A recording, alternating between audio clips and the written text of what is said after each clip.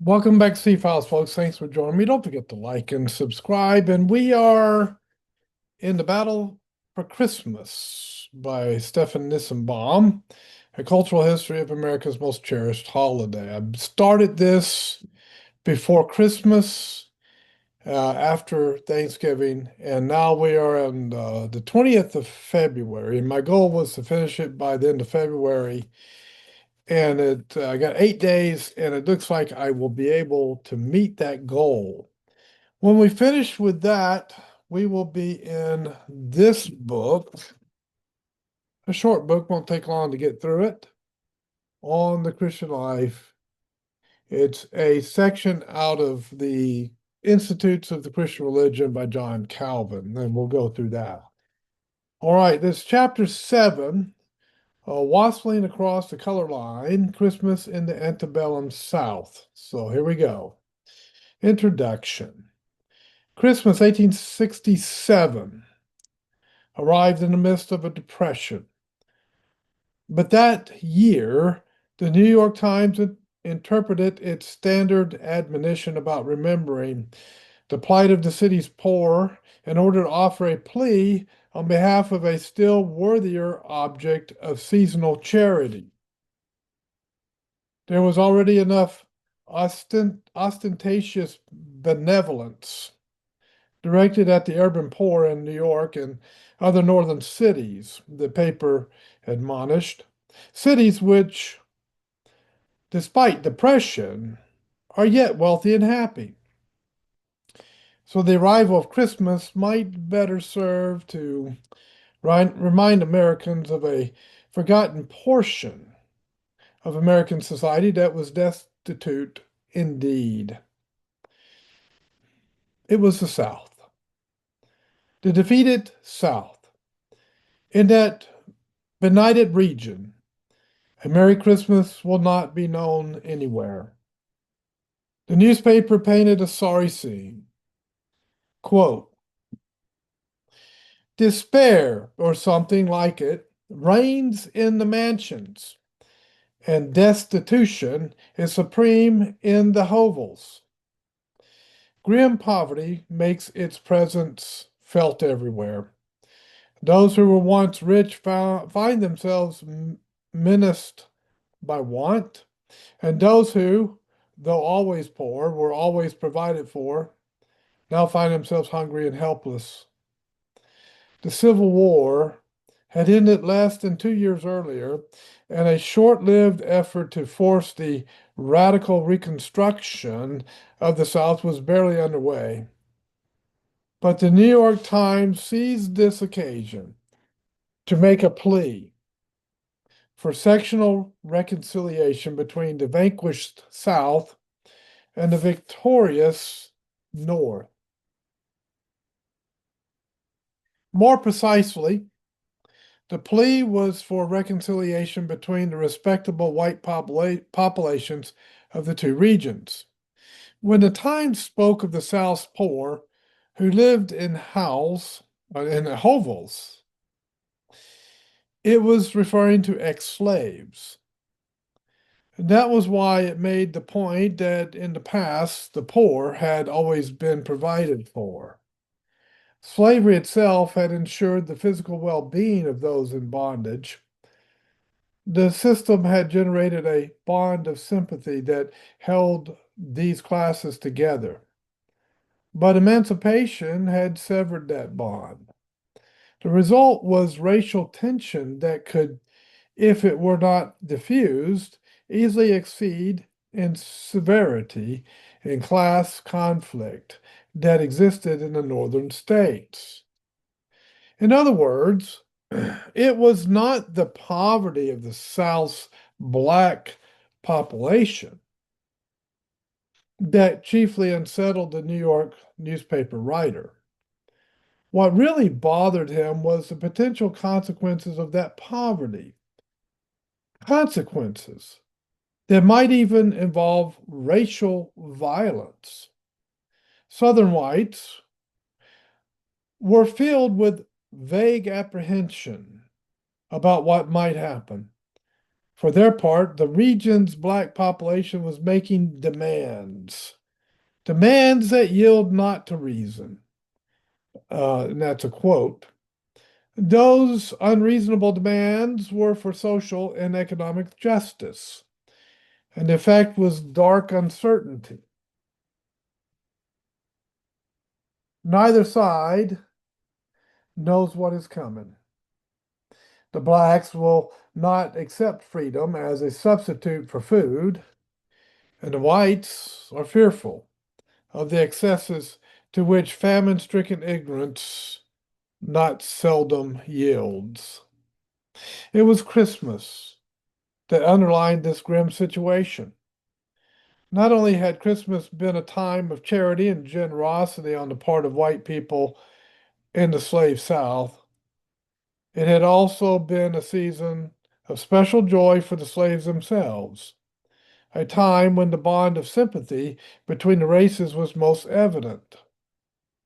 The picture of harmonious Christmases under slavery offered an intrusive contrast to the present state of things. Quote, slavery then put on its holiday garb. There was feasting and merrymaking everywhere. I'll do a southern accent. How's that? Slavery then put on its holiday garb. There was feasting and merrymaking everywhere in the slave community.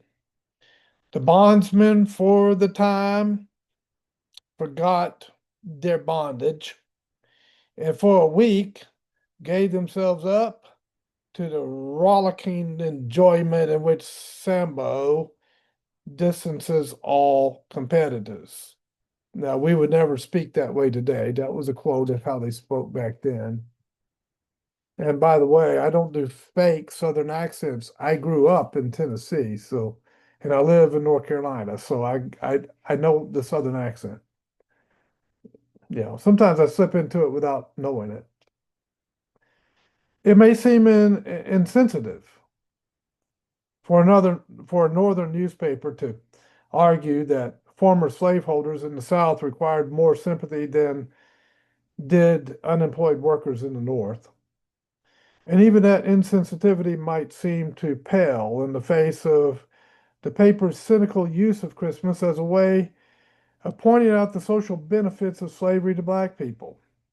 Still, this northern newspaper was not alone in noting that the Christmas season was a time of special resonance in the slave South. For decades, Southerners themselves had been doing the same thing, and they would continue to do so for several decades more. And what makes the point even more striking is that it was made by black as well as white Southerners.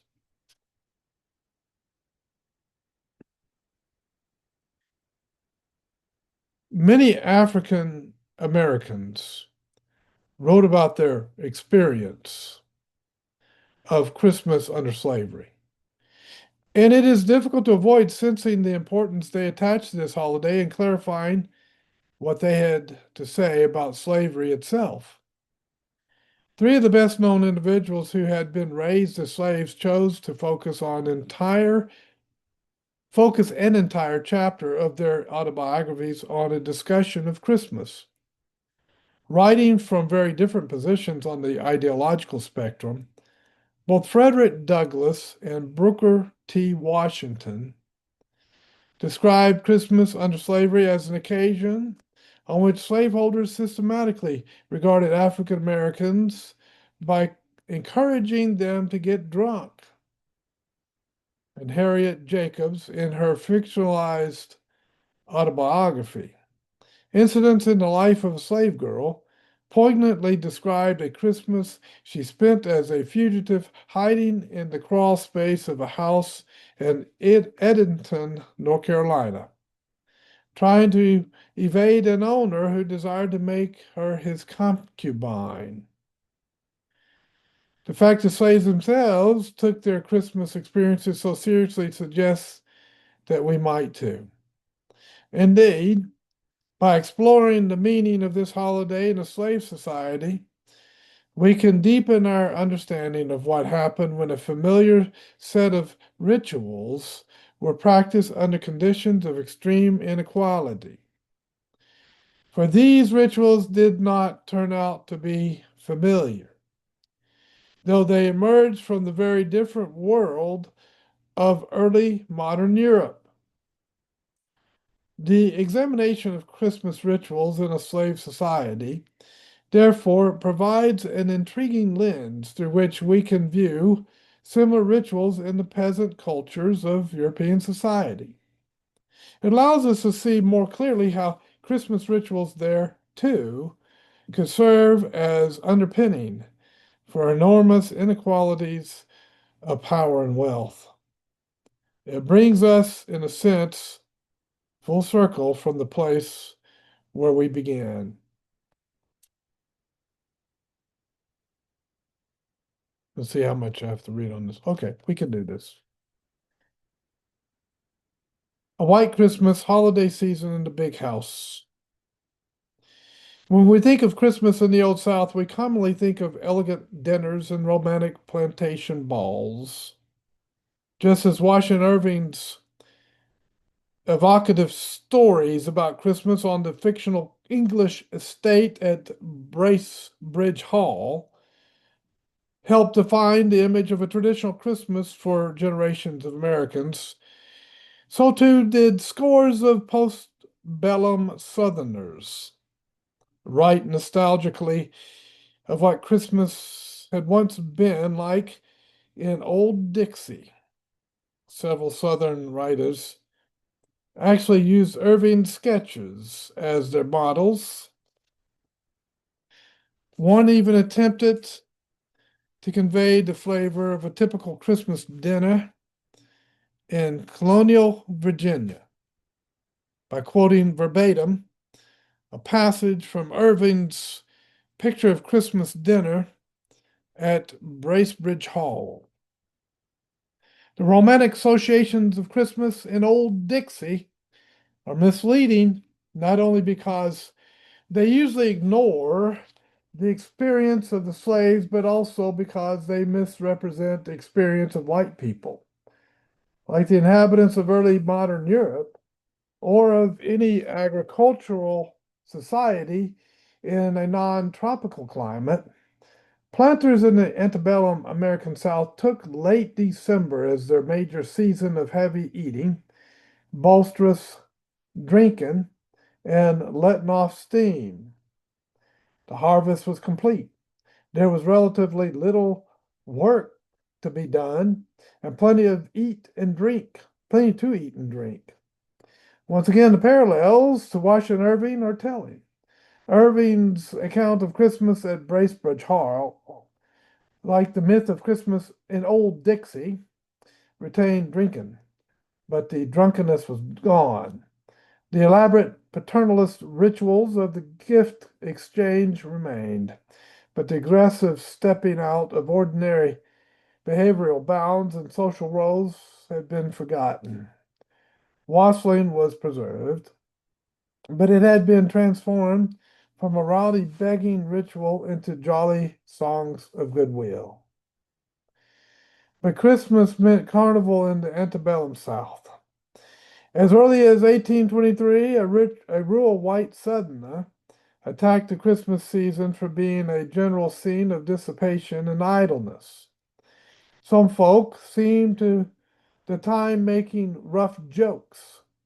Apprentice boys and little N-word fired guns. Now, this is in quotes. Quote, apprentice boys and little N-word, in quote, fired guns and crackers. And everyone, parents, children, servants, old, young, white, black, and yellow, drank hard.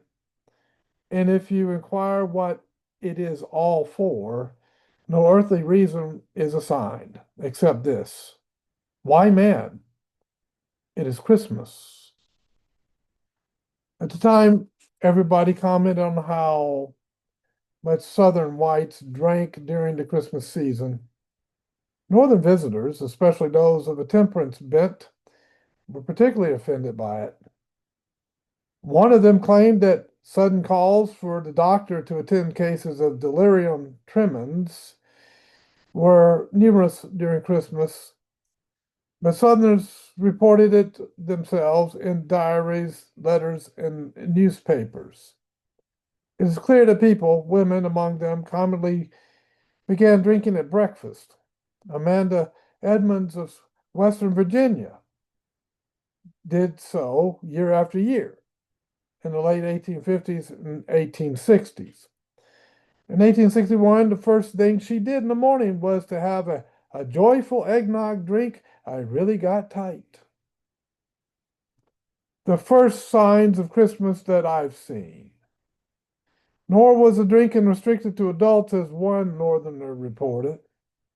The good cheer of the occasion descended almost to dissipation, and I, unaccustomed to the conviviality that prevailed, looked on with apprehension when eggnog, punch, and toddy were freely served to the children.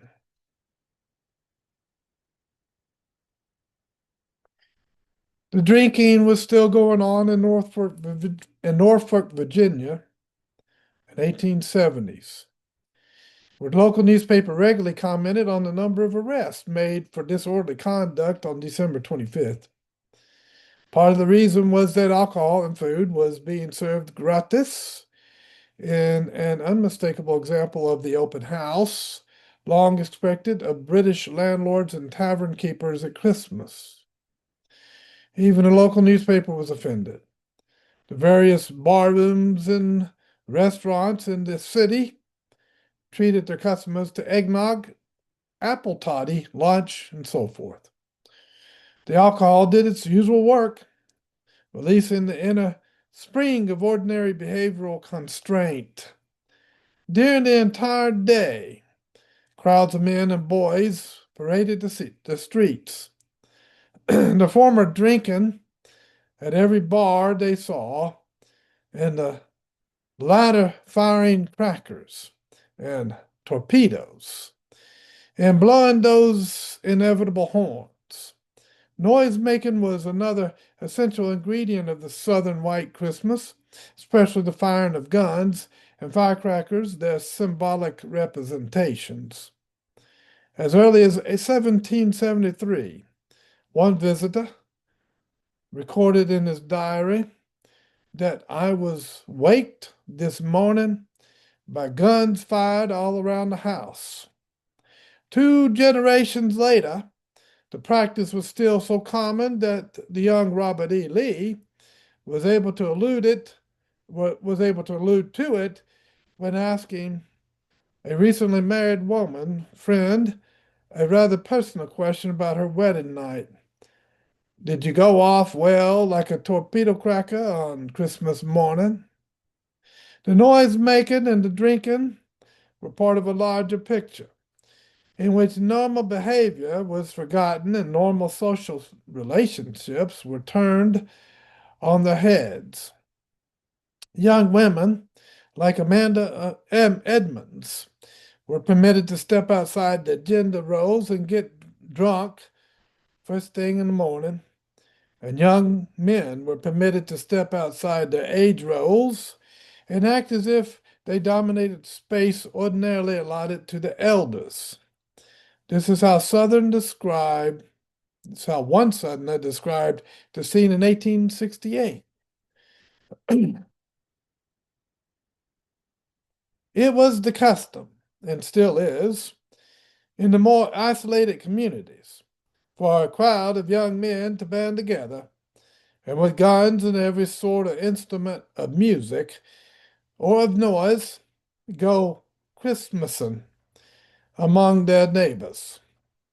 It was great sport to frighten off the fiercest dogs with their racket. If the proprietor heard them coming and got the first shot, it was their treat, i.e., they had to give him a gift. But they generally stole up quite noisily, and opened fire and called out, "Treat, treat," as they marched around his dwelling with their discordant music.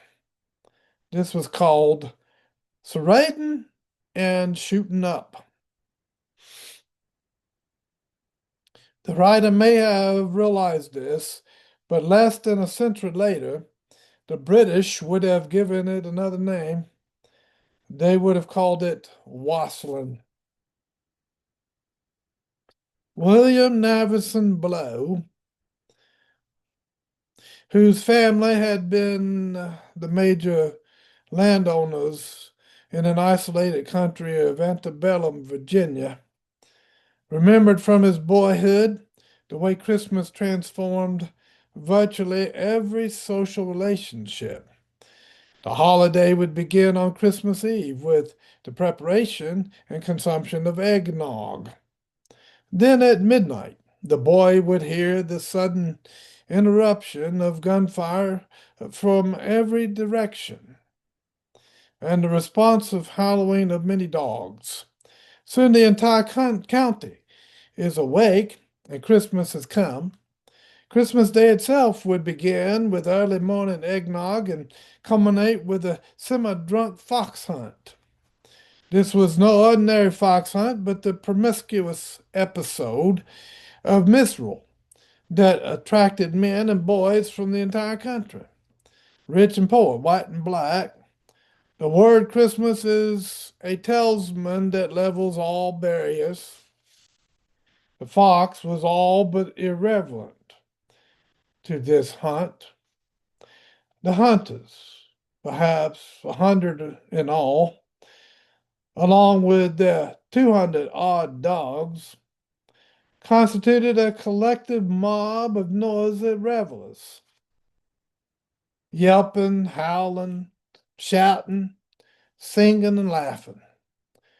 By mid-afternoon, the exhausted participants would conclude the hunt and begin the first of their extended series of Christmas dinners that would go on for 2 full weeks. Each day was structured like the first, a hunt followed by a dinner, each accompanied by alcohol. But with every passing day, the leveling process was taken even further. On the second day of Christmas, some of the fox hunters, instead of returning to their homes, would spend the night at the house where they had taken the dinner. Then the next morning, that group would leave together to continue to hunt, dine, sleep, and dance with another member of the hunt and move on. As that at the end of a week, they have visited half a dozen neighbors and found themselves 20 miles from home. What resulted was a generalized open house that obliterated the boundaries of individual families and reconstituted the entire country as a single vast household. As in the North, such practices came under scrutiny, though less sharply. By the 1840s and probably earlier, the Southern plantation gentry had begun to reform the Christmas customs to replace open houses with more exclusive parties for invited guests. But even among the gentry, this change was slow and imperfect. Susan Dabney Smeads, the daughter of a Mississippi planter, remembered that her family's plantation house was crowded with guests, young people and older ones too, and that no one in the neighborhood invited company for Christmas Day, as for years everybody was expected at Burleigh Plantation on that day. But it is not wholly clear whom Smeads meant by the word everybody, since she quickly added that her father held a second part as well. This one intended specifically for the lower orders. One night, let's see, on one of the nights during the holidays, it was his custom to invite his former overseers and other plain neighbors to an eggnog party. Emphasis added. In fact, Mr. Dabney used the preparation of the eggnog as a ritualized display of paternalist condescension. In the concoction of this beverage, he took a hand himself, and the freedom and ease of the company, as they saw the master of the house beating his half of the eggs in the great china bowl, made it a pleasant scene, even for those who cared nothing for the eggnog. Here was a quintessential ritual of Christmas social inversion, where the master of the house graciously makes a symbolic gesture of deference to his dependents by inviting them into his house, by publicly helping to prepare the food he serves them, and by offering them a dish that was lavish, rich, and special. Besides getting people drunk, eggnog was a luxury item, a blend of special ingredients: whiskey, eggs, sugar, and fresh cream. We shall encounter another instance of the highly formalized preparation of eggnog, and for the same ritual purpose. Although the recipients of that ritual will not be white. When we come back, we will read on page 264, Christmas in the Quarters, Jesters of Paternalism. The chapter goes to page 300, so it gives you an idea how far I have to go. And then I'll probably read the epilogue because it looks interesting. The Ghost of Christmas Past, Christmas and Tuskegee, and so forth, so on. Yeah, this is interesting. I'm looking forward to getting other books. And I'm looking forward to finishing this one up. There's always a sense of satisfaction when I finish up a book. But I always take something away from every book I read, and this one is going to have several takeaways. It's really gives me an interesting perspective on Christmas that I didn't have before reading it. Christmas history that I thought was true was not true, and some that I thought was not true is actually true. So interesting. All right. God bless you guys. Hope